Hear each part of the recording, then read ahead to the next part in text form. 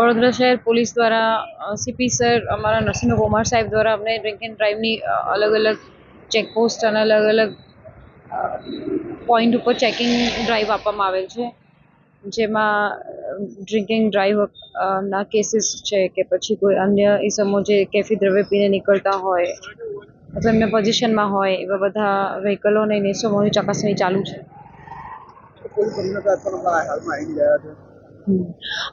આવનાર તહેવાર નવા વર્ષની ઉજવણી સુપેરે પાર પડે અને કોઈ એવા અઘટિત ઘટના ન બને એટલે પોલીસ બહુ અલર્ટ મોડમાં છે અને અલગ અલગ જગ્યાઓ અલગ અલગ નાકાબંધી પોઈન્ટ્સ અને ચેકપોસ્ટ પર પોલીસ એમનું સઘન ચેકિંગની કાર્યવાહી કરી રહી છે.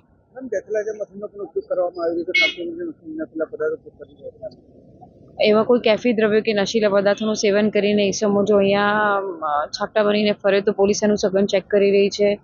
એમાં બ્રેથ એનાલાઇઝર મશીનનો પણ ઉપયોગ કરવામાં આવે છે, સાથે સાથે વ્હીકલ ચેકિંગ પણ કરવામાં આવે છે, એમના ડોક્યુમેન્ટ્સ ચેક પણ કરવામાં આવે છે.